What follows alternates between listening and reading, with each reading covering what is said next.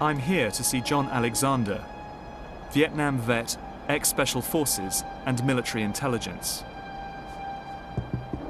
He's taken a close interest in the Roswell incident. Part of the problem has been the government itself. On Roswell, they have been less than forthcoming. They've been caught time after time just overtly lying to the public. And so the government's credibility in this field is pretty damn low. So you can't, they can't come out and say, well, here's the truth today. Do you think that these vehicles have crashed to Earth, and do you think that the US military has recovered them? No. Why not? Why? I'll tell you why not, and this is where I get in trouble with everybody. I looked. I am, kind of the one person who has gone nose to nose with the head of all of the intelligence agencies and whatnot. We looked from a historical perspective. I can mention now that Edward Teller was one of the folks who was interested in my work in other fields. Edward Teller. He was the head of weapons research at Los Alamos and father of the H-bomb. If alien technology had been found by the military, he would surely have known about it. I actually had him over for dinner. We had this discussion. He was not opposed to the notion of UFOs. We always said if 5 people knew at that time, Teller would have been one of them, because understanding energy, and he was the one who was working on the most advanced energy source known at the time, and you get the absolutely not. So Teller told Alexander that whatever it was that crashed at Roswell, it was not extraterrestrial. But I still don't buy Gildenberg's story about a balloon crash.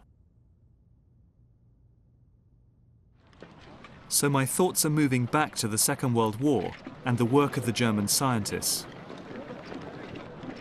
Could the American operation to capture those scientists and their technology offer any clues to what really happened at Roswell? In 1945, President Truman ordered a secret operation codenamed Project Paperclip. It instructed the US military in Germany to round up German scientists and persuade them to carry on their work in America.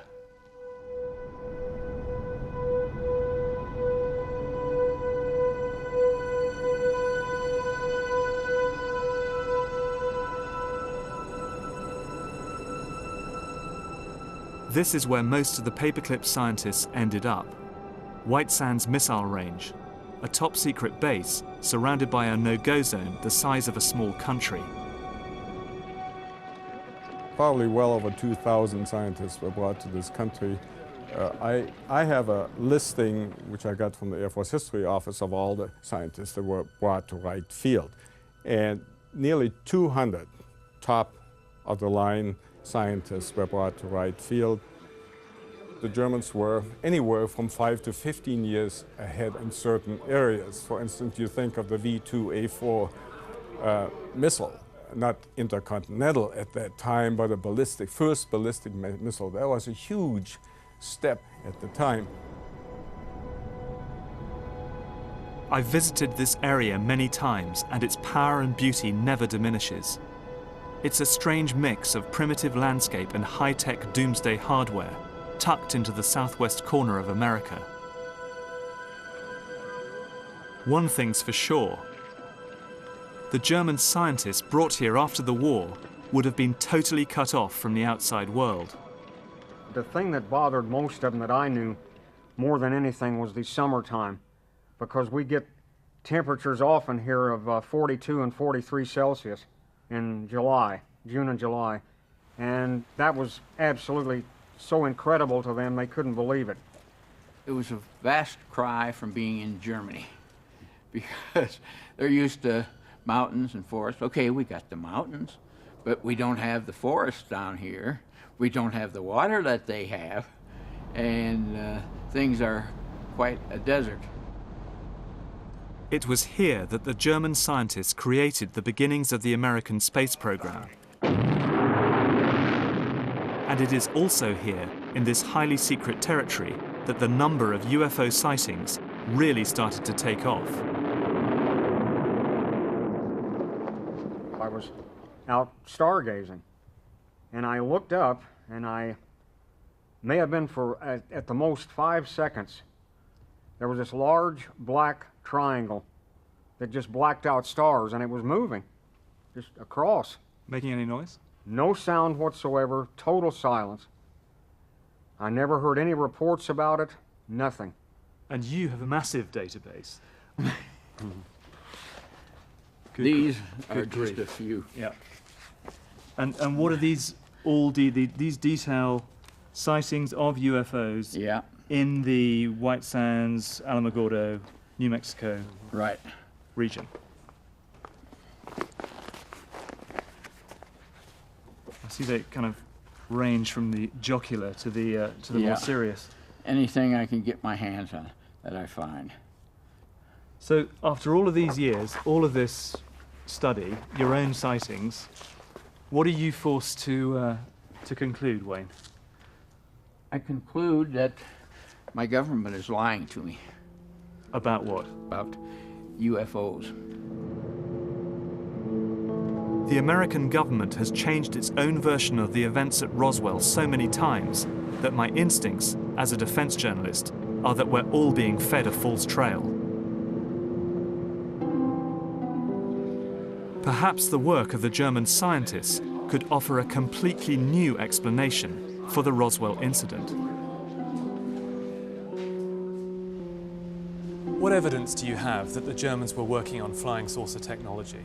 There certainly was an interest in that type of a vehicle after the war. It presented the possibility of some maneuverability that would be greater than what they would have had with the conventional piston or jet engines of that time using a fixed wing. At the time of Roswell, the US Air Force was experimenting with radical new designs. Could this bizarre aircraft be based on this one? A design drawn from secret Nazi blueprints seized by the Americans after the war. Some of these may indeed have reached the point of being test flown. However, if they did not have a particularly remarkable advantage over other aircraft that were being pursued at that time, they may not have really gone much further than that. Perhaps the Roswell crash can be linked to the work of the German aircraft designers quartered at White Sands in 1947. I think it's very possible that what crashed was a secret prototype based on these radical designs. But I can't prove it. And the US government has changed its mind so many times that we may never know the truth. But what is certain is that UFO sightings in America were about to reach epidemic proportions. Not just in New Mexico, but over the skies of the nation's capital, Washington, D.C. They caused such panic that President Truman was forced to speak about them publicly. In a few short years, UFOs had reached the highest office in the land. Oh yes, we discussed it at every conference that we had with the military. There's always things like that going on. Flying saucers, and they've had other things, you know, if I'm not mistaken. Flying saucers have invaded our planet. Washington, London, Paris.